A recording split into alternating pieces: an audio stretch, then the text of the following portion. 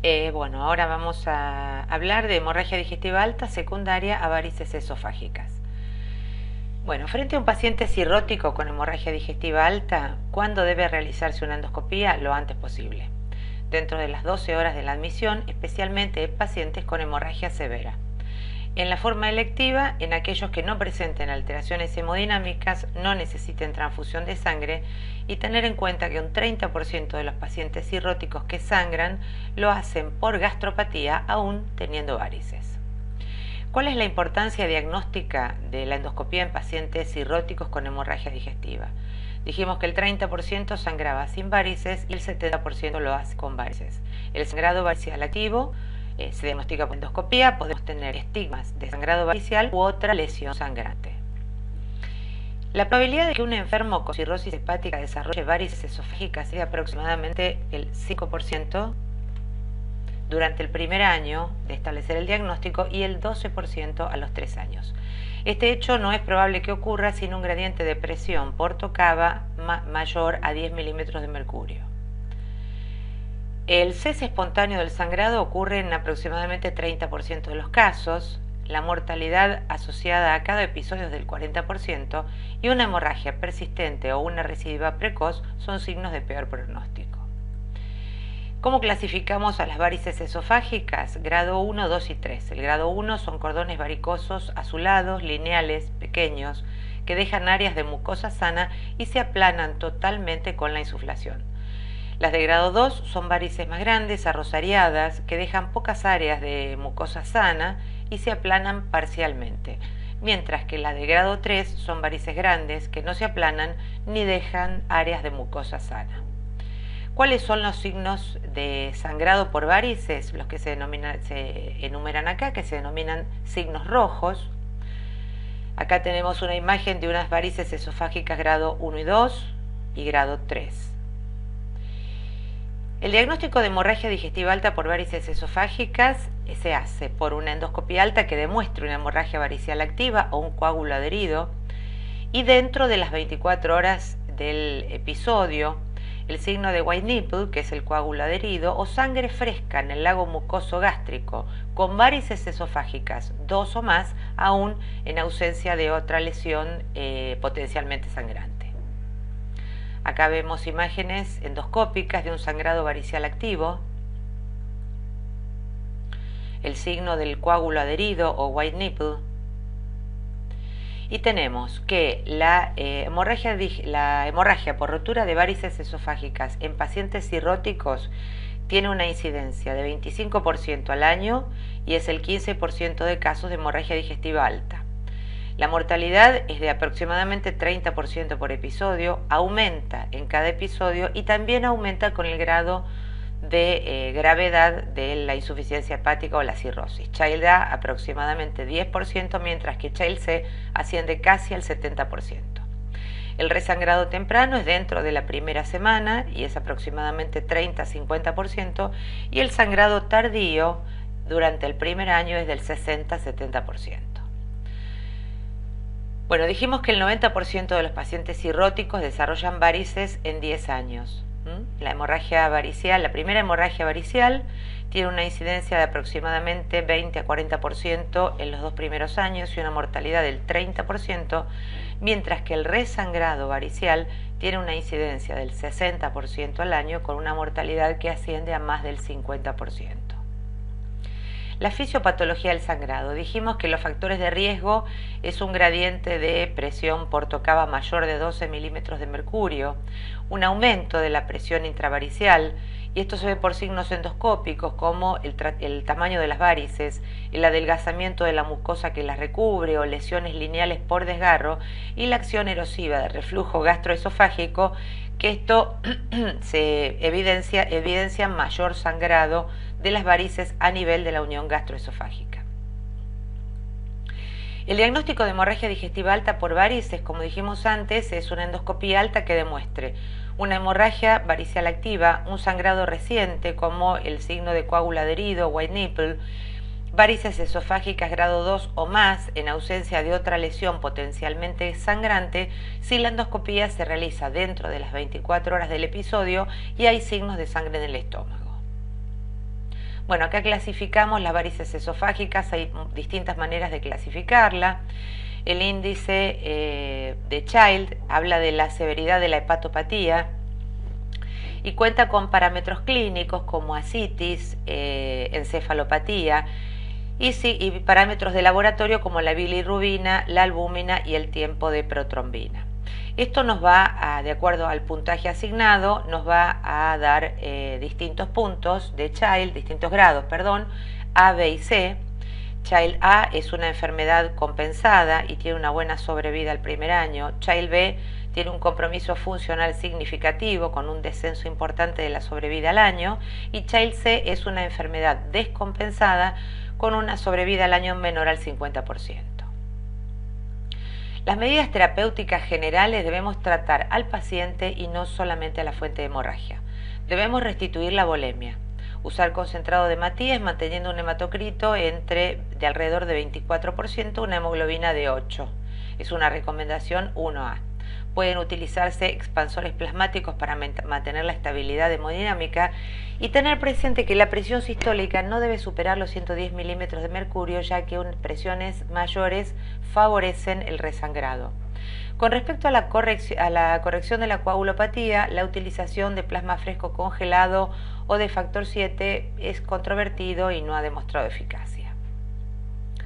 La hemorragia varicial aguda, bueno, las medidas generales, como dijimos, estabilidad hemodinámica, la utilización de antibióticos, norfloxacina o ceftriaxona, la colocación de una sonda nasogástrica, la utilización de barredores o la limpieza colónica con lactulosa y la paracentesis en una ascitis a tensión son medidas que actualmente no están consensuadas. Severidad del sangrado. Cuando el requerimiento transfusional es mayor a 2 unidades, cuando la tensión sistólica es menor a 100 milímetros de mercurio o la caída de la tensión arterial es de más de 20 milímetros de mercurio con respecto a la anterior, o la frecuencia cardíaca es mayor de 100 por minuto o presenta ortostatismo. Estos son todos signos de severidad del sangrado. Bueno, con respecto al tratamiento de la hemorragia digestiva vamos a hablar de estos puntos. Primeramente vamos a hablar de la fisiopatología del sangrado varicial. Dijimos que la presión es igual a flujo por resistencia. Un aumento de la resistencia a nivel hepático y un aumento del flujo por vasodilatación esplácnica van a generar una hipertensión portal y esto se va a evidenciar con la presencia de circulación colateral y por lo tanto de varices esofágicas. Acá tenemos otra imagen, cuando el gradiente de presión por tocaba es mayor de 10 milímetros de mercurio, podemos encontrar circulación colateral y varices. Bueno, acá tenemos otra explicación de la circulación hiperdinámica en la cirrosis, la vasodilatación. ¿Por qué sangran las varices? Dijimos por erosión o por explosión. La hemorragia digestiva por varices esofágicas, vemos que con respecto al año 1980 se publicó un estudio en el año 2003 y la mortalidad a 6 semanas había presentado una franca disminución. Acá vemos que esta franca disminución se debió fundamentalmente a un mejor control del sangrado por varices esofágicas y no así a otras causas que más o menos se mantuvieron estables. El tratamiento de la hemorragia digestiva por varices, bueno, hablamos de la fisiopatología, ahora vamos a hablar de la resucitación y las medidas generales. Dijimos que debemos tratar la hipovolemia, prevenir las complicaciones y valorar la internación del paciente en UTI. Acá vemos cómo el sangrado en condiciones de hipovolemia que sucede cuando realizamos la expansión con volumen y esto puede aumentar la presión portal. Dijimos que el manejo de la hemorragia aguda debíamos realizar una resucitación inicial intentando disminuir el riesgo de perpetuar el sangrado con la sobreexpansión. Acá vemos otra imagen. ¿Qué pasa con el tratamiento con la terlipresina? El tratamiento vasoactivo previene el aumento de la presión portal y por lo tanto el tratamiento precoz con esta droga vasoactiva ha disminuido francamente el sangrado varicial. Acá vemos que el riesgo, o sea, la resucitación inicial, debe estar dirigida a mantener una circulación que minimice el riesgo de daño orgánico terminal debido a la menor oxigenación tisular y que también disminuya el riesgo de perpetuar el sangrado por sobreexpansión. Vemos que la reposición de la volemia debe estar dirigida a manejar fundamentalmente el aumento de la presión portal, que va a estar favorecido por la vasoconstricción esplácnica secundaria a la hipovolemia y por la presencia de sangre en el tubo digestivo que va a generar una hiperemia esplácnica. Bueno, acá tenemos otro caso en el que muestra que los pacientes que presentaron shock hipovolémico presentaron más alta incidencia de insuficiencia renal. La corrección de la volemia, dijimos que debemos efectuar la restitución del volumen sanguíneo con cautela para mantener la estabilidad hemodinámica y se ha consensuado que la hemoglobina debe estar aproximadamente entre 7 y 8 gramos por decilitro. Esto es una recomendación tipo grado A, dependiendo de otros factores como comorbilidades, edad, estado hemodinámico o que tenga una hemorragia activa. ¿Qué pasa con las infecciones? Se vio que la presencia de infecciones favorecía el sangrado, por lo tanto, al ingreso debemos tomar hemocultivos, sedimento de orina y urocultivo, placa de tórax y punzar el líquido acítico si sospechamos que el paciente puede tener una peritonitis bacteriana espontánea. Acá vemos cómo la utilización de antibióticos profilácticos en la hemorragia digestiva disminuyó la sobrevida y mejoró la morbimortalidad de los pacientes, ya sea con ascitis y el sangrado fuera varicial o no. Acá vemos la profilaxis antibiótica en pacientes con enfermedad avanzada, con ceftriaxona y con norfloxacina, cómo disminuyó francamente la infección asociada a hemorragia digestiva. Acá vemos otros trabajos que muestran que la infección disminuye el control de sangrado y también la presencia de infección bacteriana aumenta la mortalidad. Este ya es un trabajo publicado en el año 98. Por lo tanto, el uso de antibióticos para prevenir las infecciones está indicado y decimos que la profilaxis con antibióticos es una parte integral del tratamiento de la hemorragia varicial, ya que reduce el sangrado y mejora la sobrevida. Es una recomendación 1A. La norfloxacina por vía oral o la ciprofloxacina endovenosa son los antibióticos de elección. Deben administrarse durante 7 días en una dosis de 400 miligramos cada 12 horas. Y en pacientes con alto riesgo, la ceftriaxona es superior a la norfloxacina oral en una recomendación 1B. La profilaxis antibiótica es una parte integral del tratamiento en los pacientes cirróticos con hemorragia digestiva por varices y debe iniciarse desde el inicio de la hemorragia digestiva. Es una recomendación 1A en el consenso de Baveno 5 en mayo del 2010. El uso de ceftriaxona se recomienda en pacientes con cirrosis avanzada, en pacientes internados y en aquellos que vienen recibiendo quinolonas, con una recomendación más débil.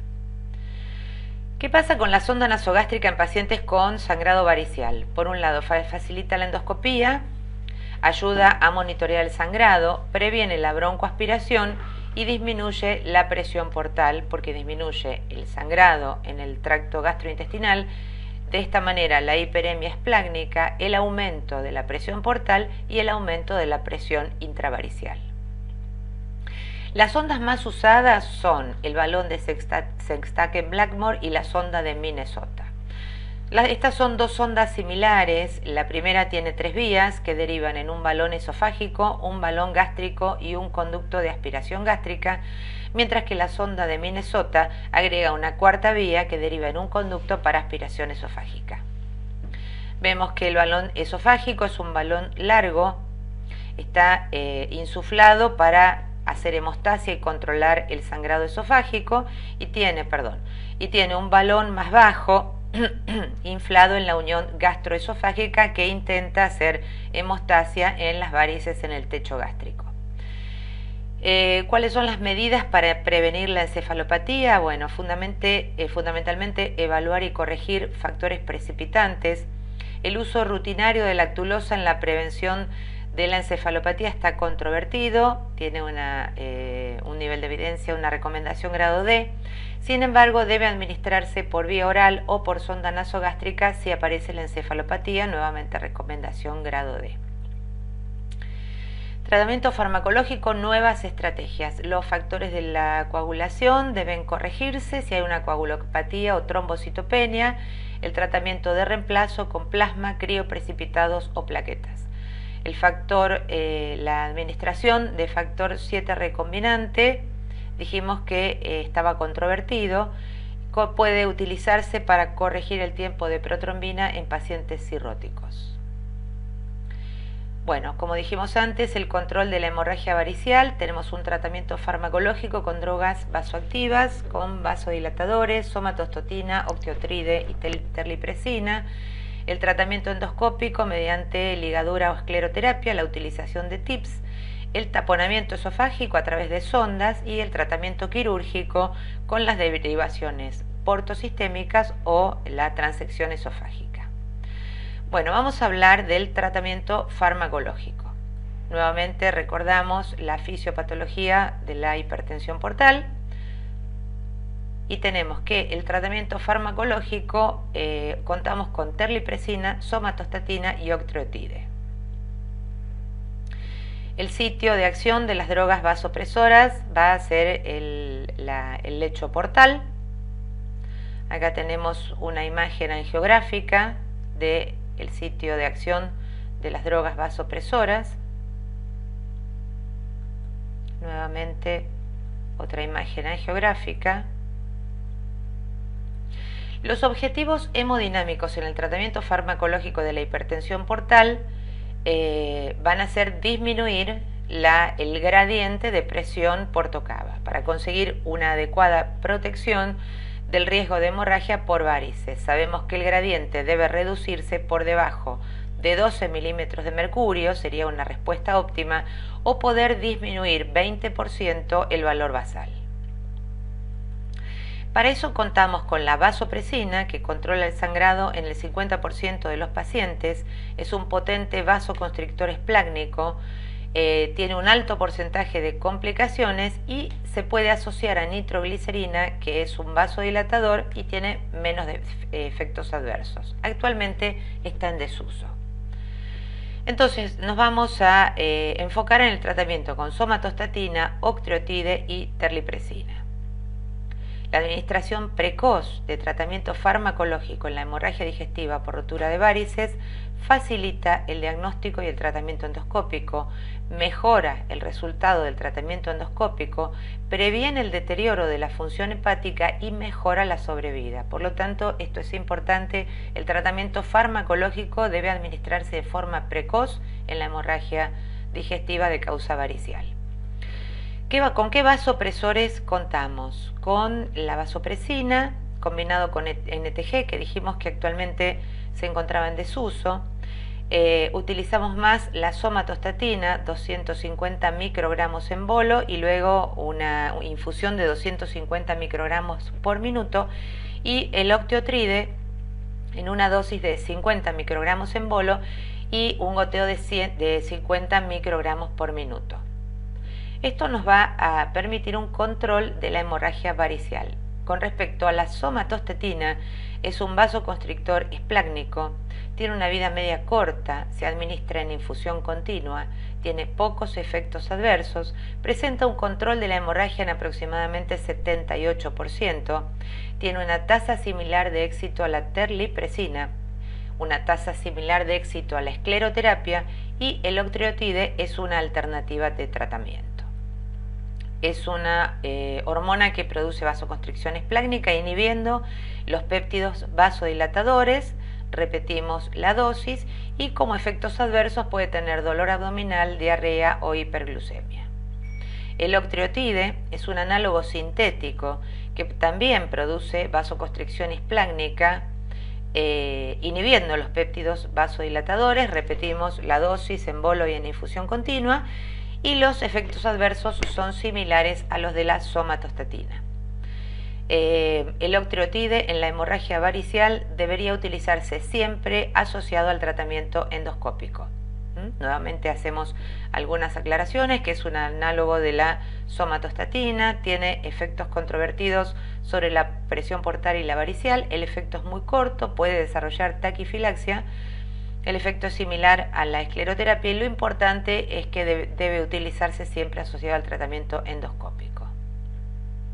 La terlipresina es un vasoconstrictor esplácnico, tiene una vida media más larga, se administra en bolos, tiene menos efectos adversos, tiene un control de la hemorragia de aproximadamente 70%, una tasa similar a la somatostatina y a la escleroterapia. Dijimos que es un análogo sintético de la vasopresina, no requiere infusión continua y los efectos adversos pueden ser potencialmente serios. Acá tenemos la dosis en hemorragia digestiva, se da en las primeras 48 horas, en estas dosis menos de 50 kilogramos, 1 miligramo cada 4 horas, entre 50 y 70, 1,5 miligramos cada 4 horas, más de 70 kilogramos, 2 miligramos cada 4 horas. Las 48 horas siguientes, 1 miligramo cada 4 horas.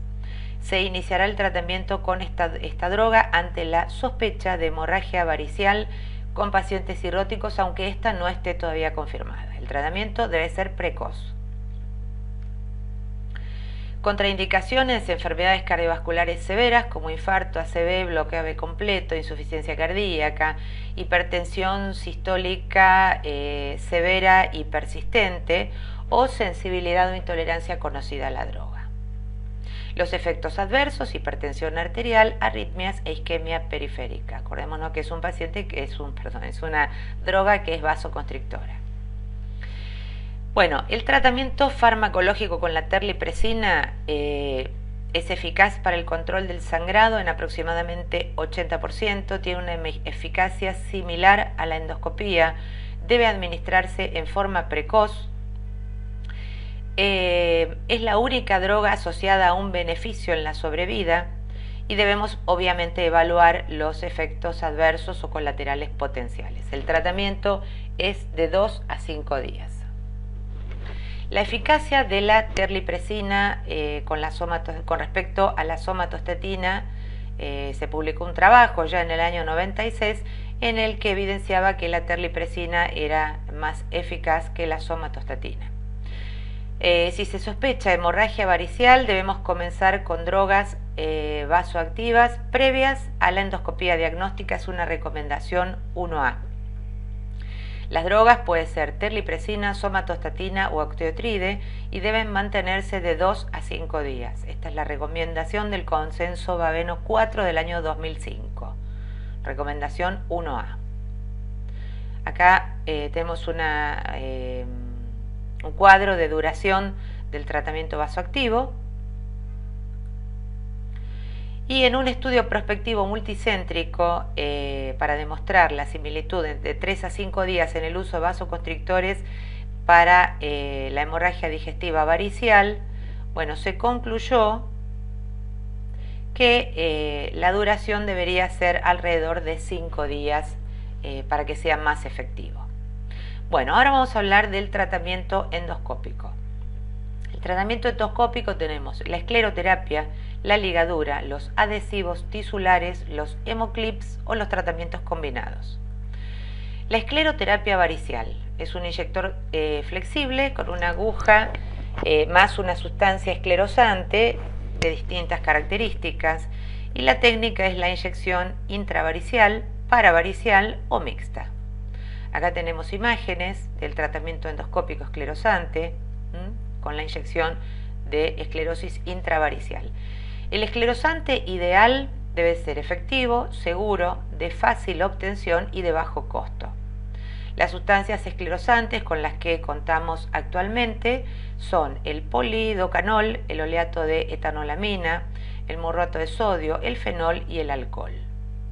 La técnica es la inyección tangencial generando abones de 1 centímetro y esto lo que hace es generar una trombosis venosa y una fibrosis tisular y de esta manera una compresión extrínseca y una inhibición del sangrado.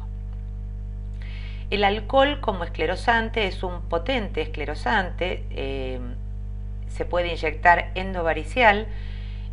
Las inyecciones pueden ser de 0,5 a 1 centímetro cúbico con un total de 8 centímetros cúbicos.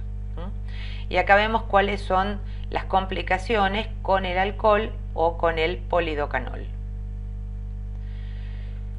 Con respecto a la escleroterapia varicial, esto produce un control de la hemorragia inicial, un control de la hemostasia inicial del 80-95%, con una disminución del índice de resangrado de 25 a 30%, tiene una alta incidencia de complicaciones, alrededor de 40%, más en el agudo, una mortalidad del 2%, y el fracaso consiste en no controlar la hemorragia luego de 2 sesiones de escleroterapia. La ligadura. La ligadura de las varices esofágicas ya se realiza desde el año 1986, reduce la tasa de complicaciones de la escleroterapia, genera un estrangulamiento mecánico varicial y no hay necesidad de sobretubo multiligador, reduce las complicaciones. Acá tenemos imágenes del tratamiento con ligadura. Esta es una imagen de una endoscopía digestiva alta a las 6 horas, donde se evidencia un buen manejo de la hemorragia aguda.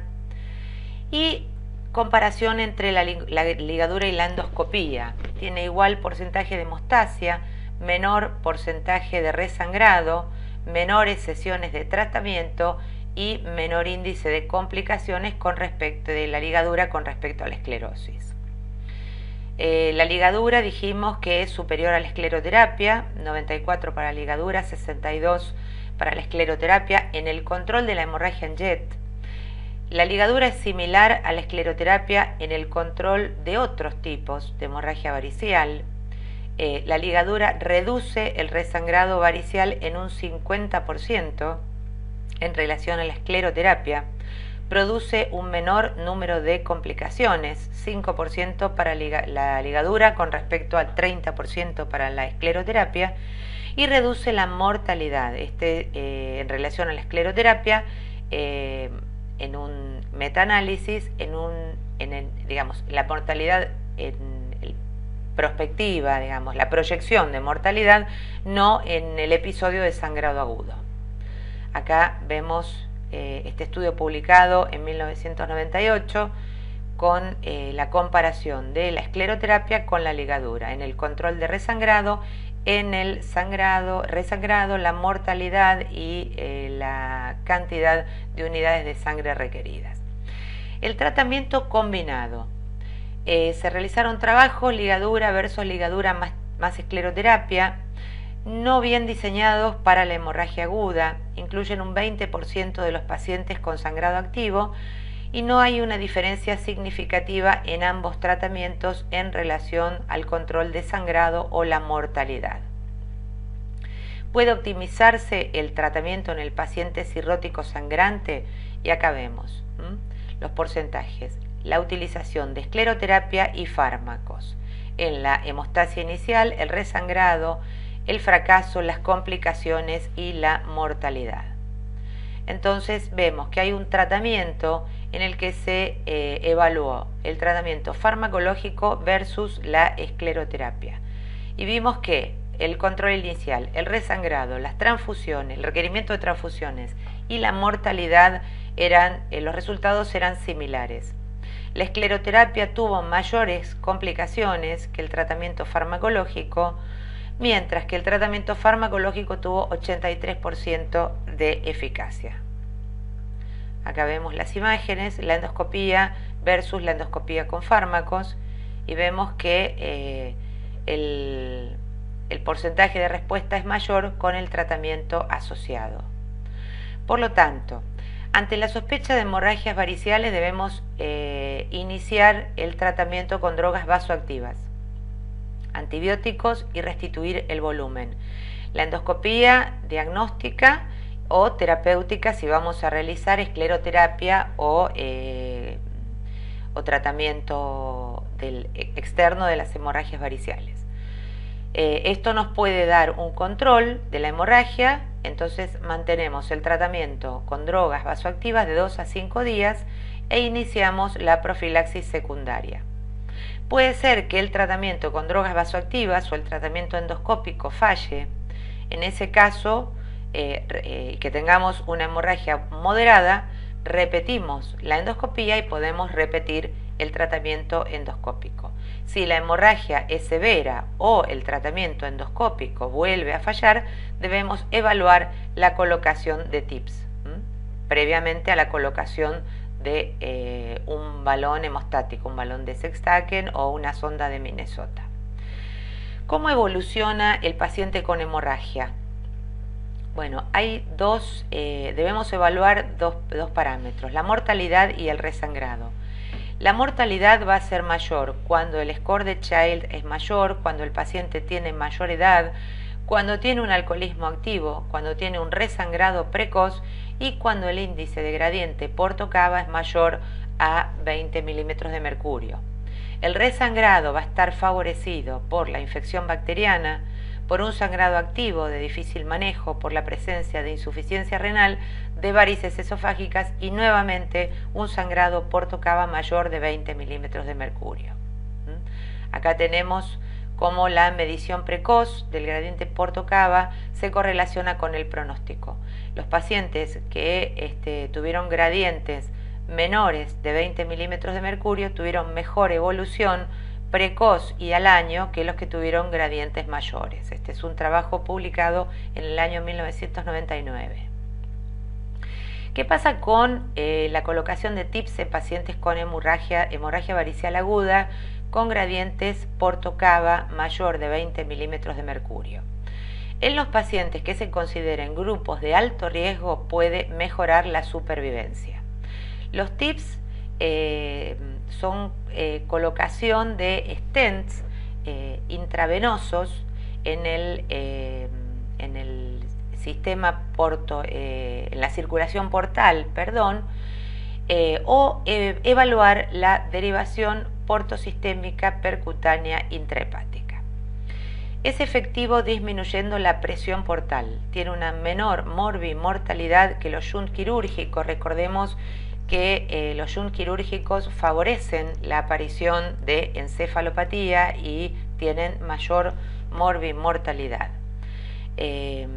Bueno, acá tenemos el procedimiento. Se realizan sedantes, analgésicos, anestesia general y por punción yugular seguida por eco o por radioscopía se cateteriza la vena suprahepática. Se realiza un portograma, una punción del parénquima hepático y se accede a la vena porta. Se dilata el trayecto de la vena porta y se coloca un stent autoexpandible. Esta sería la imagen de la colocación de un TIPS. Acá vemos la imagen del portograma, precolocación de TIPS. Acá vemos cómo se accede a la obstrucción, se coloca el stent, se dilata y esto tiende a disminuir. El objetivo terapéutico es disminuir el gradiente Porto-Cava. Teníamos un gradiente Porto-Cava de 22 milímetros pre-colocación de stent y este se disminuyó a 8 milímetros post-colocación de stent. Acá vemos cómo el gradiente, la presión portal era de 32 milímetros pre-stent y la presión portal fue de 22 milímetros post-stent. Acá tenemos imágenes, o sea, un trabajo publicado en el 2004 donde evidencia que la utilización de TIPS precoz en pacientes con hemorragia aguda varicial que tenían un gradiente mayor a 20 milímetros de mercurio mejora la supervivencia en pacientes, y esto es importante, en el grupo de pacientes que son considerados de alto riesgo. Acá vemos otro trabajo publicado en el 2010 en el que habla de la utilización de TIPS en pacientes con Child-C o Child B con sangrado activo en la endoscopía, pacientes de alto riesgo con fallo de tratamiento con mal pronóstico. Se dividieron en dos grupos, en unos se utilizó el TIPS, la colocación de TIPS precoz, y en el otro la utilización del tratamiento vasoactivo, beta bloqueantes y endoscopía. Y aquí vemos cómo la utilización de TIPS precoz mejoró la sobrevida y disminuyó el resangrado. Por lo tanto, ante la sospecha de hemorragia digestiva de causa varicial, dijimos la utilización precoz de drogas vasoactivas, la utilización de antibióticos, la restitución de volumen y la realización de endoscopía precoz, que puede ser diagnóstica o tratamiento. Esto puede conseguir el control de la hemorragia digestiva. Con esto mantenemos drogas de 2 a 5 días, iniciamos la profilaxis secundaria. Si esto falla y la hemorragia es moderada, podemos repetir el tratamiento endoscópico, y si este falla, podemos evaluar la colocación, o es una hemorragia severa, la colocación de un balón o la realización de TIPS. Acá vemos nuevamente hemorragia digestiva activa, utilización de drogas vasoactivas, antibióticos, restitución de volumen, de acuerdo, digamos, intentando no subir la presión sistólica más de 110 milímetros de mercurio, realizar la endoscopía diagnóstica o tratamiento, y si el paciente tiene Child C o Child B con sangrado activo en la vena, valorar la realización de TIPS. El fracaso hemostático inicial. Ante un 50% de varices sangrantes, estas cesan espontáneamente. Con la primera línea de tratamiento se logra la hemostasia en un 80 a un 90% de los casos. Se considera fracaso hemostático inicial cuando después de las primeras 6 horas de tratamiento se produce una reducción de la presión sistólica en 20 milímetros de mercurio, un incremento de la frecuencia cardíaca en 20 pulsaciones por minuto, requerimientos de transfusiones de 2 unidades de sangre para incrementar el hematocrito por encima de 27%, o una hemoglobina mayor de 9 miligramos por decilitro, o cuando persiste la hematemesis. ¿Cuáles son los factores de riesgo de resangrado temprano, o sea, dentro de las primeras 6 horas? Un gradiente portocava mayor a 20 milímetros de mercurio, un sangrado inicial severo, una hemoglobina menor de 8 gramos por decilitro, trombocitopenia, presencia de encefalopatía, edad mayor de 60, ascitis, lesiones lineales por desgarro, disfunción hepática, falla renal y la presencia de varices gástricas. El resangrado. Dijimos que se considera resangrado a todo episodio que ocurre luego de las 24 horas de haber estado libre de sangrado y posterior al tratamiento inicial. Lo podemos evaluar por requerimiento de transfusión de más de 2 unidades de sangre o por caída de la tensión arterial por debajo de 100 milímetros de sistólica o aumento de la frecuencia cardíaca a más de 100 latidos por minuto. Como dijimos, ¿cuáles son los factores de riesgo? Un sangrado varicial activo en la endoscopia inicial, un índice de Child alto, un gradiente de presión portocava mayor de 20 milímetros de mercurio, la presencia de trombosis venosa portal, la presencia de infecciones. El riesgo de resangrado es de 8 a 20% durante los primeros 5 días posteriores al tratamiento. La hemorragia varicial aguda refractaria. Dijimos que el 10% falla el control del sangrado inicial o tiene un resangrado precoz. ¿Qué opciones tenemos? Una opción temporaria es la colocación de sonda balón, una recomendación 1C. Si el paciente resangra y tiene un Child de A y B, o sea un Child de moderado a bajo, podemos evaluar la realización de TIPS o cirugía, sabiendo que la cirugía aumenta la morbimortalidad. Disminuye el sangrado, pero aumenta la morbimortalidad. mientras que si el paciente tiene un Child alto, Child C, se indica la colocación de TIPS o evaluar el trasplante. ¿Qué pasa cuando con el tratamiento tenemos fracaso hemostático inicial? Dijimos, utilización del balón hemostático, continuar el tratamiento farmacológico. Este cuadro tiene una alta mortalidad, morbimortalidad. Debemos valorar la descompresión portal. Es fundamental en estos pacientes intentar disminuir el gradiente de presión portocava, y esto lo podemos hacer, como dijimos antes, con la colocación de TIPS, que controla el sangrado en un 90% de los casos y tiene menor morbimortalidad, o la realización de shunts quirúrgicos que tienen una alta morbimortalidad. De todos modos, tengamos presente que cuando estamos frente a estos pacientes son pacientes críticos y que tienen una alta mortalidad.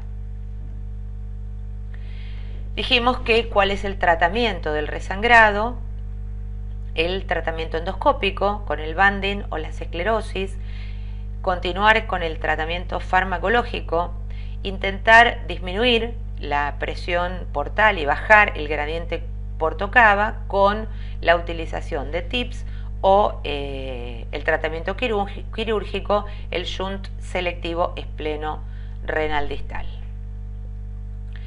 Bueno, acá tenemos la comparación del tratamiento endoscópico, la utilización de antibióticos y la utilización de drogas vasoactivas. Por lo tanto, la hemorragia varicial activa, se publicó un trabajo con 106 pacientes internados en el Hospital Udaondo, seguidos en del año 2001 a 2006, y acá vimos que 13 tenían fracaso hemostático endoscópico inicial, 22 pacientes habían presentado un fracaso hemostático a las 48 horas, 13 habían resangrado y 21 habían fallecido. ¿Cuál es la profilaxis del resangrado? El tratamiento con betabloqueantes no selectivos como el propanolol y el nadolol. Actualmente se está valorando la utilización del carvedilol. No están indicados en pacientes cirróticos sin varices. Producen disminución del flujo sanguíneo portal y colateral en la vena ácigos y reducen la presión de las varices. Reducen la presión portal de 15 a 20 milímetros de mercurio. La dosificación de los mismos debe individualizarse, no hay una dosis estándar. Se debe comenzar con dosis menores y aumentar la misma hasta conseguir una disminución de la frecuencia cardíaca en aproximadamente un 25%, siempre que no baje por debajo de 55 latidos por minuto y que la presión sistólica no sea menor a 90 milímetros de mercurio, sino en ese caso vamos a tener alteraciones por hipoflujo. ¿Qué pasa con respecto a las varices gástricas? Dijimos que las causas de varices gástricas también son la hipertensión portal, las causas sistémicas, la cirrosis hepática, y las segmentarias, la trombosis de la vena esplénica, posquirúrgica o por patología pancreática, o también secundarias al tratamiento endoscópico de las varices esofágicas, la esclerosis. Tiene una prevalencia del 5 al 33% en pacientes con hipertensión portal, tienen una incidencia de sangrado muy variable del 3 al 30%, una mortalidad del 30 al 50% y un índice de resangrado del 30%. Podemos tener varices gástricas asociadas a varices esofágicas o aisladas.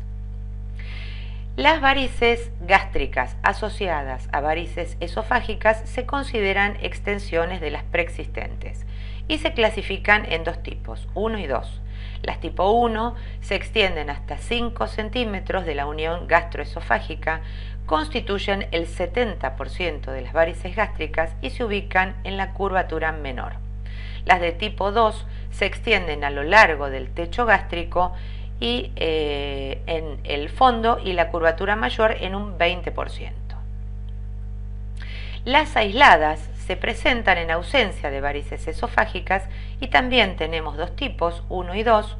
Las 1 se localizan en el techo y el fondo, son aproximadamente 2%, y las tipo 2 se localizan en cualquier sector del estómago, por lo tanto son llamadas también ectópicas y representan más o menos 4% de las varices gástricas.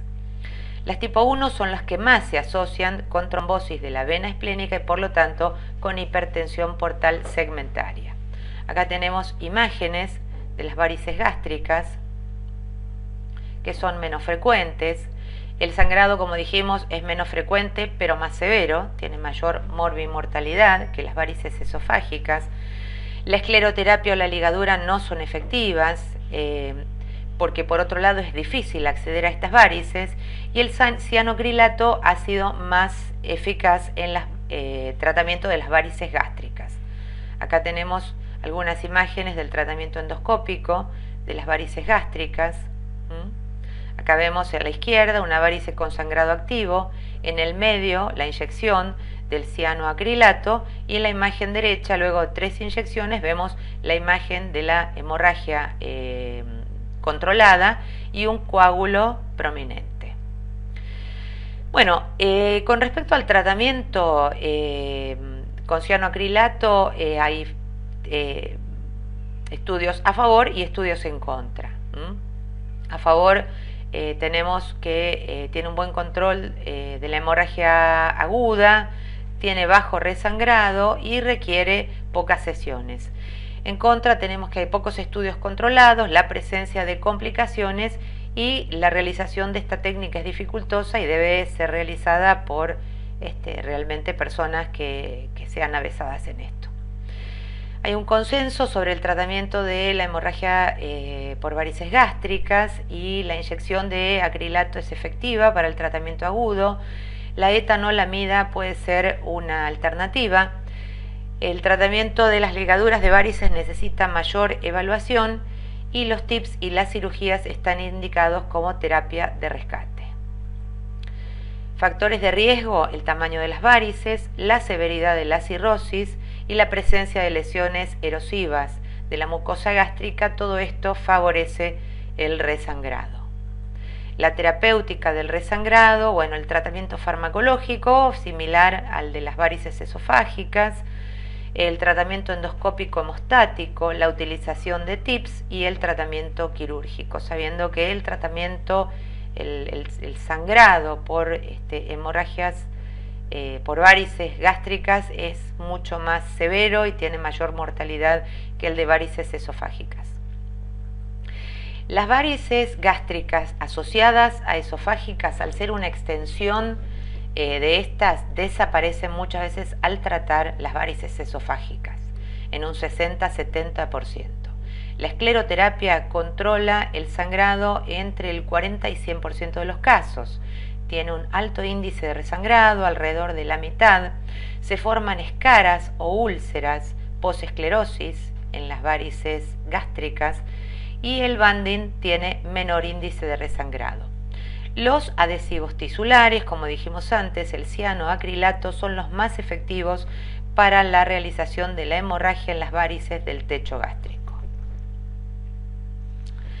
Su uso, el tratamiento de los shunts percutáneos, se ha extendido en los Estados Unidos luego del fracaso del tratamiento endoscópico, como dijimos antes, en pacientes de alto riesgo y que tienen un Child B o C.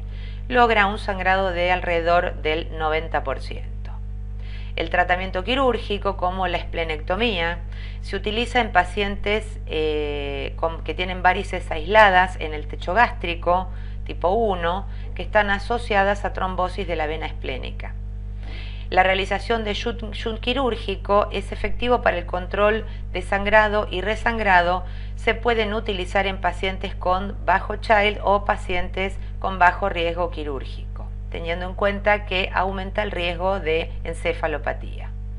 Por lo tanto, los puntos claves son una restitución controlada del volumen, la utilización precoces de drogas vasoactivas, la utilización de tratamientos antibióticos profilácticos para tratamiento o prevención de la infección, utilización de quinolonas o de ceftriaxona en pacientes de alto riesgo. Asociar el tratamiento farmacológico al endoscópico, que puede ser la ligadura. La utilización del tratamiento farmacológico es de 2 a 5 días y la utilización de TIPS en pacientes con Child C o pacientes con Child B con sangrado activo. Siempre combinar, nunca un tratamiento es eficaz en el 100% de los pacientes, por lo tanto se debe contar con más de un método terapéutico. El tratamiento de las varices esofágicas, dijimos que los vasopresores pueden disminuir el riesgo de sangrado continuo y el requerimiento de cirugía, y en esto tenemos que destacar la utilización de la terlipresina.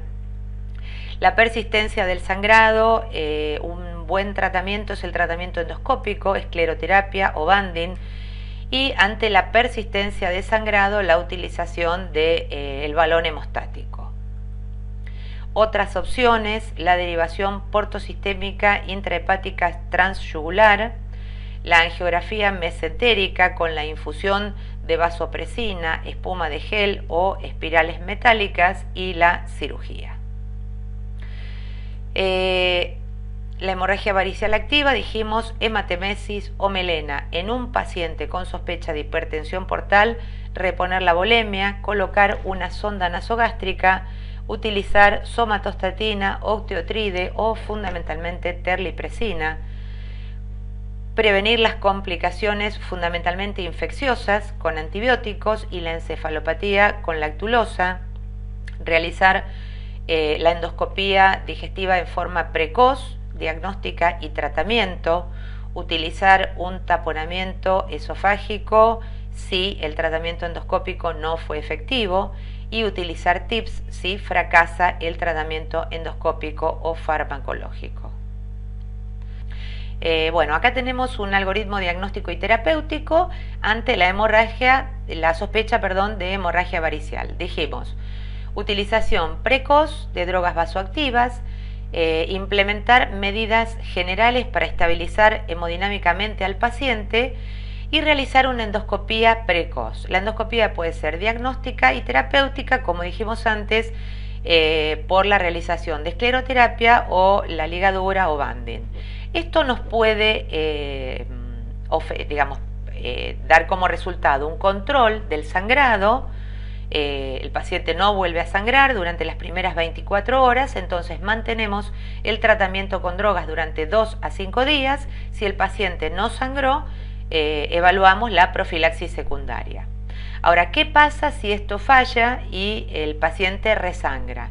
Entonces, realizamos una endoscopía, una segunda endoscopía, que nuevamente podemos realizar la terapéutica, ya sea la colocación de banding o escleroterapia, lo mismo para el resangrado, pero si esto falla, debemos evaluar la utilización de TIPS cuando el paciente tiene bajo riesgo quirúrgico o un Child bajo o cirugía, la realización de shunts por tocaba, teniendo en cuenta, como dijimos antes, que la utilización de cirugía tiene una mayor morbimortalidad y aumenta el riesgo de encefalopatía. Tiene mejor control del sangrado, pero aumenta el riesgo de encefalopatía.